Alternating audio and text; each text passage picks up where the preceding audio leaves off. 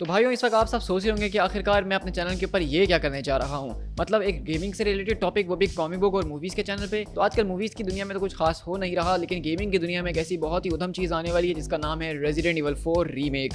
और उसके हवाले से मैं बहुत ही ज़्यादा एक्साइटेड हूँ। लेकिन रेजिडेंट इवल 4 रीमेक जिस चीज़ का रीमेक है, हम उस ओरिजिनल मास्टरपीस के ऊपर बात करने वाले हैं। क्योंकि मेरा जो अपना पर्सनल ओपिनियन है, मेरे हिसाब से रेजिडेंट इवल 4 एक मास्टरपीस गेम है जिसने पूरी की पूरी गेमिंग इंडस्ट्री को हमेशा के लिए बदल के रख दिया था।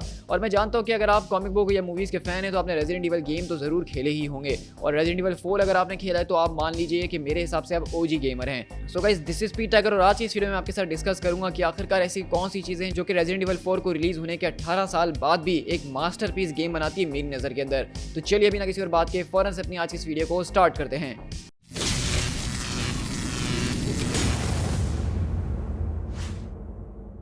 अगर हम कैपकॉम स्टूडियोज़ की बात करें तो उसने बहुत ही ज़्यादा मशहूर गेम्स को बनाया है अपनी की पूरी हिस्ट्री के अंदर। जहाँ हम मार्वल वर्सेस कैपकॉम की बात करें, हम डेविल मे क्राई की बात करें, और उनके अंदर सबसे ज़्यादा जो फेमस नाम उनकी फ्रेंचाइज का है वो रेजिडेंट ईवल है।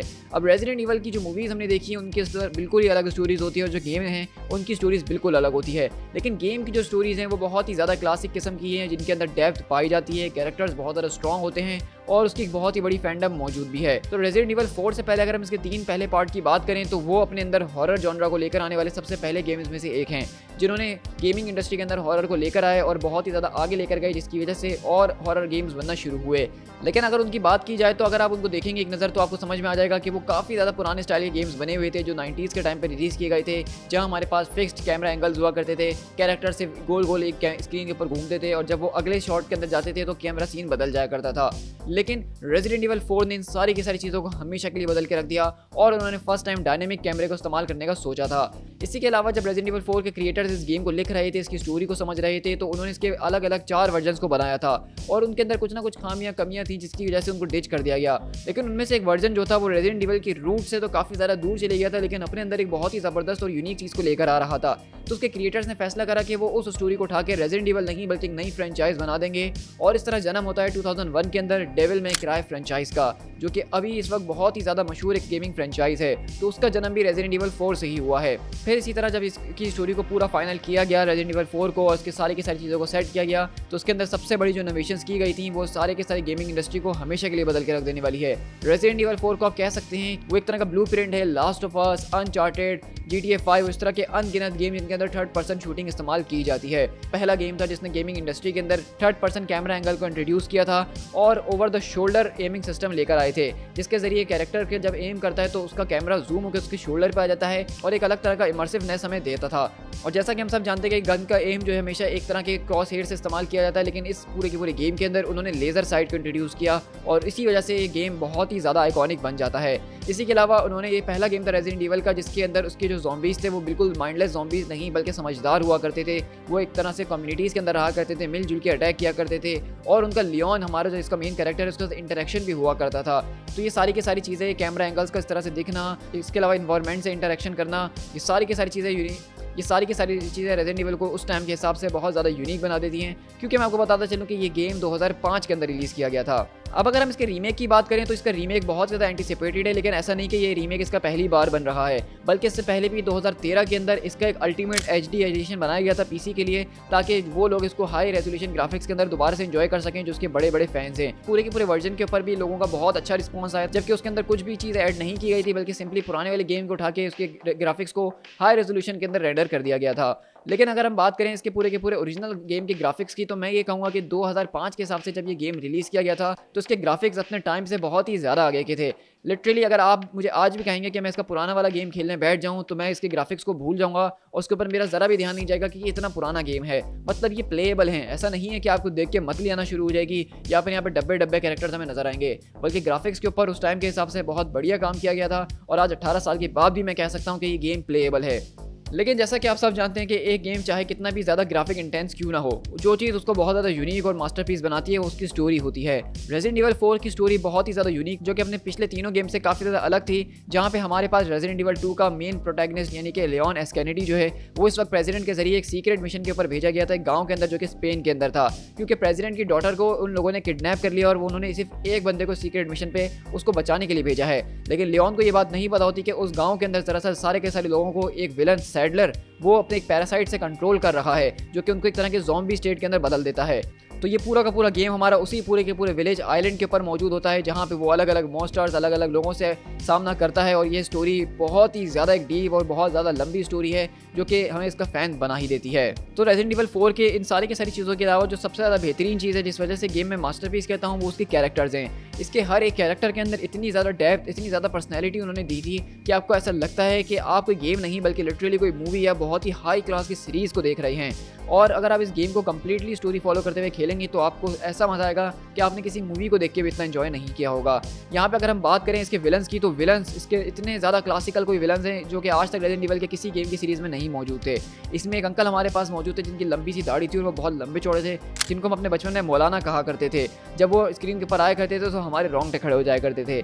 इसी के अलावा मैंने जैसा कि कहा कि इसका मेन विलन सैडलर वो बहुत ही ज़्यादा ज़बरदस्त था, और उसका एक छोटा सा हेंचमैन सालाज़ार जिसका एक पूरा का पूरा कैसल होता है, उसकी अपनी आर्मी होती है, वो बहुत ही ज़्यादा खतरनाक और हॉरिफाइंग किस्म का होता है। इसके अलावा हम यहाँ पे चेनसॉ मैन को कैसे भूल सकते हैं, जो कि डॉक्टर सिल्वरडोर हमारे पास मौजूद है, जो कि चेनसॉ लेकर आके हमारे पर चीर फाड़ के हमारा अटैक कर रहा होता है। इसी के अलावा यहाँ पे हमारे पास एल जियांटे मौजूद था। इसके अलावा हमारे पास U-23 मौजूद था। इसी के अलावा यहाँ पे हमारे पास क्राउजर मौजूद था, जो कि बहुत ही इंटरेस्टिंग विलन है, क्योंकि लियोन का वो पहले एक पार्टनर रह चुका था और उससे गद्दारी करता है।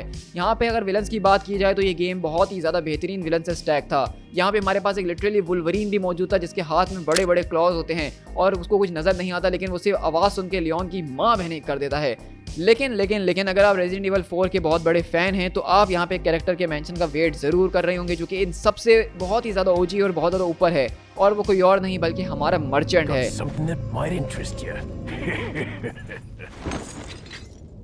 जी हाँ, इस पूरे के पूरे गांव के अंदर एक ऐसा आदमी मौजूद था जो कि बहुत ज़्यादा मिस्टीरियस था, जिसके बारे में हमें कुछ नहीं पता, लेकिन उसकी चलती फिरती एक दुकान मौजूद थी जहाँ पे वो हमें वेपन सप्लाई करता था, हमें एमुनिशन सप्लाई करता था और हमारे वेपन्स के अपग्रेड भी करता था। और इसी तरह हम इस पूरी की पूरी गेम की स्टोरी के अंदर अपने वेपन्स वगैरह को अपग्रेड करते थे उन पैसों से जो कि उन लोगों को मारने के बाद हमें मिलते थे। तो ये एक पूरा का पूरा कैरेक्टर, इसकी पूरी की पूरी थीम म्यूज़िक वो बहुत ही ज़्यादा आइकॉनिक है। और रेजिडेंट इविल रीमेक की सबसे बड़ी हाईलाइट होने वाली है फैंस के बीच, वो यही है कि उन्होंने मर्चेंट के कैरेक्टर के साथ क्या किया है।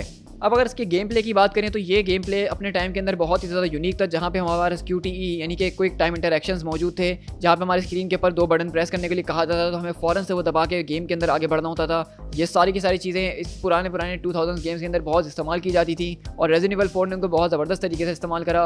इसके अलावा हमारे पास इन्वेंट्री के लिए हमारे पास एक अटैची केस हुआ करता था, जिसके अंदर हमारे वेपन्स वगैरह ऑर्गेनाइज होकर रखने पड़ते थे हमें। ये हमारे लिए उस टाइम एक बहुत ही बड़ी कश्मकश हुआ करती थी कि कौन सी चीज़ को हम डिस्कार्ड करें और कौन सी चीज़ को अपने केस में रखें जो कि आगे जाके हमारे काम आने वाली है। और रेजिडेंट इविल 4 की जो सबसे ज़्यादा इंटरेस्टिंग बात थी वो ये थी कि इसके अंदर जो एमुनिशन जो बुलेट्स होती हैं वो आपको बहुत ज़्यादा सोच समझ के इस्तेमाल करनी पड़ती हैं। ऐसा नहीं है कि अंधाधुन आके आप एक ज़ॉम्बी के ऊपर पूरा मैगजीन खाली कर दें, क्योंकि बुलेट्स आपको आगे नहीं मिलेंगे और उसके बाद आप फंस जाएंगे और आप कुछ नहीं कर सकते हैं। तो इस पूरे के पूरे माइंडसेट के साथ बनाया गया था कि ये गेम वो लोग नहीं खेलें जो कि माइंडलेसली सिर्फ ज़ॉम्बीज़ को मारना चाहते हैं, बल्कि ये वो लोग खेलेंगे जो कि बिल्कुल एक स्टोरी को फॉलो करना चाहते हैं और इस कैरेक्टर को वो ऐसे लेंगे जैसे वो खुद इस गेम के अंदर मौजूद हैं। तो वो हर चीज़ का बहुत ज़्यादा ध्यान रखेंगे। इसी के अलावा इसके गेम प्ले के अंदर हमारे पास साइड क्वेस्ट वगैरह भी हुआ करती थी, जहाँ में हमें कुछ आइटम्स वगैरह जमा करने होते थे और वो मेन स्टोरी के साथ हमारी चल रही होती थी और हमें पता भी नहीं चलता था।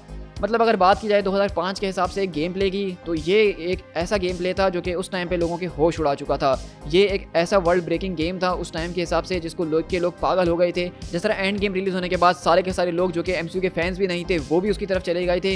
इसी तरह रेजिडेंट इविल 4 के ऊपर रिलीज़ होने के बाद जो लोग गेमिंग के अंदर नहीं थे मौजूद वो भी गेमिंग की तरफ बढ़ना शुरू हो गए थे कि आखिरकार उन्होंने ये क्या चीज़ बना दी है। अब लास्ट नॉट द लीस्ट जिस चीज़ के ऊपर मैं बात करना चाहूँगा रेजिडेंट इविल 4 की, वो उसकी म्यूज़िक है।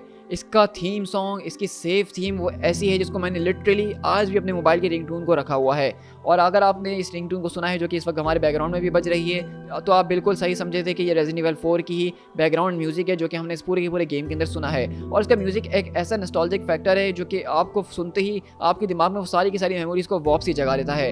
ये शायद वो पहला गेम था जिसके अंदर मुझे इस बात की अहमियत महसूस हुई थी कि एक गेम के अंदर म्यूज़िक कितना ज़्यादा मायने रखता है और वो किस तरीके से एक गेम के लेवल को बहुत ज़्यादा ऊपर ले जा सकता है। तो इस पूरी की पूरी वीडियो को मेरा रेजिडेंट इविल 4 का जो है रिव्यू मत समझना, बल्कि ये एक मैं फ़ैन होने के नाते अपनी पूरी की पूरी फीलिंग शेयर कर रहा हूँ इस गेम के साथ जो कि जुड़ी हुई हैं। और मैं देखना चाहता हूँ कि आखिरकार मेरे इस चैनल के ऊपर ऐसे कौन कौन से लोग हैं जो कि गेमिंग के अंदर इंटरेस्ट रखते हैं और रेजिडेंट इविल 4 के स्पेसिफिकली कौन कौन से फैंस हैं, क्योंकि भाई जो लोग इस पूरे के पूरे गेम के फ़ैन हैं ना, उनके लिए मेरे दिल में एक अलग ही जगह मौजूद है। और अब जैसा कि हमारे पास रेजिडेंट इविल 4 का रीमेक आ रहा है जो कि इसी महीने 24 को रिलीज़ किया जाएगा, तो उसको मैं खेल के उसके ऊपर ज़रूर रिव्यू बनाऊंगा कि ओरिजिनल के मुकाबले में जो उन्होंने रीमेक बनाया है क्या वो उसके स्टैंडर्ड इसके ऊपर उतरा है, क्योंकि ओरिजिनल की बात की जाए तो वो एक मास्टरपीस है।